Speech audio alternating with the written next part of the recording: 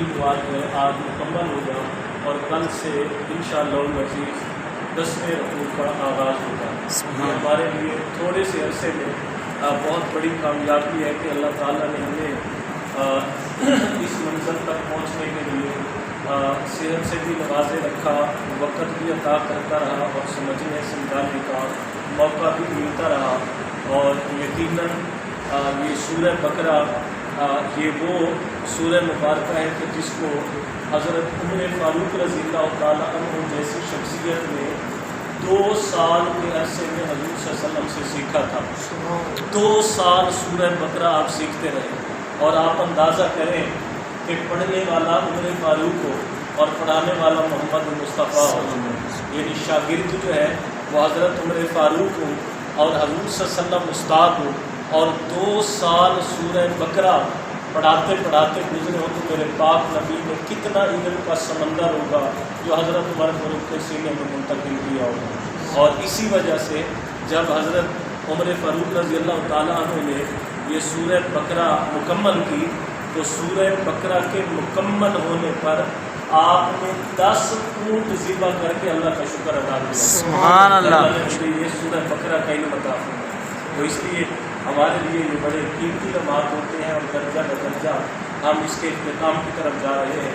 بڑا اہم ایک ٹاپک ہے پہلی آیت میں، یہودی ایک غلط کنسیپٹ جو ہے وہ اپنے دماغ میں رکھتے تھے، کیونکہ سوچ اور خیال کا پاک ہونا بھی ہمارے لیے ضروری ہے۔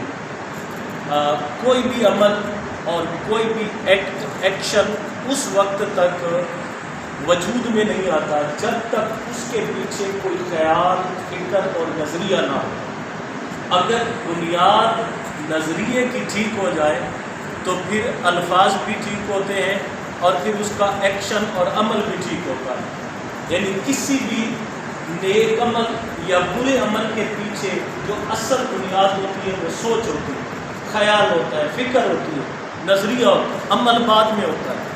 تو جب سوچ پاکیزہ ہوگی، خیال پاکیزہ ہوں گے تو عمل بھی پاکیزہ ہوگا، اور جب سوچ اور کردار میں غلاظت ہوگی، نجاست ہوگی، 2 نمبری ہوگی تو پھر عمل میں بھی جو ہے یہی معاملہ سامنے نظر آئے گا۔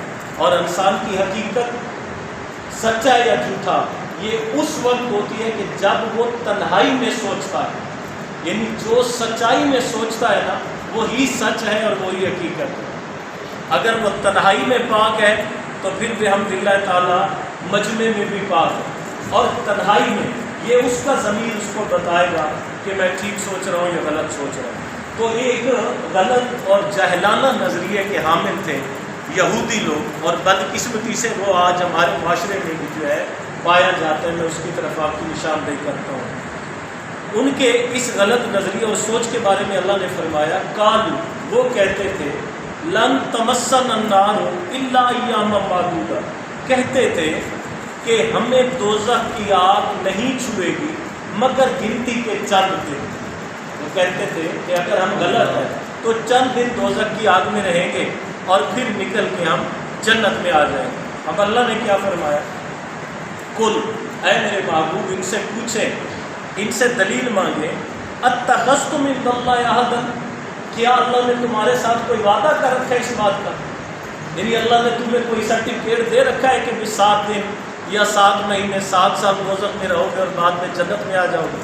ایسا کوئی ہے تمہارے پاس سرٹیفکیٹ؟ فَلَن يَخْلِفَ اللَّهُ وَعْدَهُ، اور اللہ اپنے وعدے کی خلاف ورزی نہیں کرے گا۔ ام تقولون علی اللہ ما لا تعلمون، یا تم اللہ کے بارے میں وہ من گھڑت بات کرتے ہو جو اللہ نے نہیں فرمائی اور تمہیں اس بات کا علم نہیں۔ یعنی اب ان کا کنسیپٹ کیا تھا کہ بھی اگر ہم غلط ہیں تو کیا ہوا، دوزخ میں چند دن چلے جائیں گے، بعد میں پھر جنت میں چلے جائیں گے۔ اب اس جہالت پہ رہتے ہوئے وہ نہ قرآن کو ماننے کے لیے تیار ہے، نہ نبی آخر الزمان کو ماننے کے لیے تیار ہے، اور نہ دین اسلام کی طرف آنے کے لیے تیار ہے کہ کوئی بات نہیں، اگر ہم غلط ہیں تو کوئی مسئلہ نہیں، ہم چند دن جو ہے دوزخ میں رہیں گے۔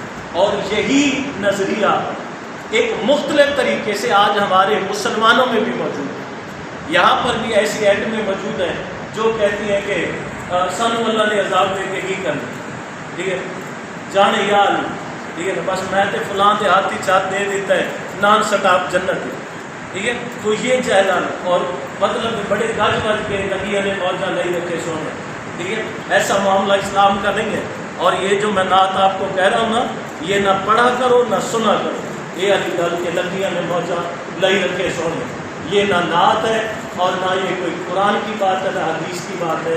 اور اس میں ایک گستاخی والا جملہ ہے، اس نعت کا منقبت کا ایک جملہ ہے کہ چڑھی ہوئی گڈی نو اڈائی رکھے سونے، چڑھی ہوئی گڈی نو اڈائی رکھے سونے. او بھائی گڈی اڈانا حرام ہے اور تم اللہ کے نبی کو کہہ رہے ہو کہ میری گڈی اڈائی رکھنا، ٹھیک ہے. تو نعت پڑھتے سنتے ہوئے بھی جو ہے الفاظ پہ بھی غور کیا کرو، اور نعت خان بلایا بھی وہ کرو کہ جو کم سے کم اتنا صاحب شعور ضرور ہو کہ جو آپ کا کنسیپٹ، نظریہ اور سوچ جو ہے وہ گمراہی کی طرف نہ لے کے جائے.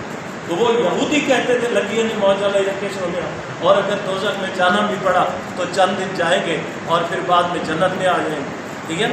اللہ کے بارے میں ہمارے ایمان کا معیار وہ ہونا چاہیے جو میرے پاک نبی نے فرمایا.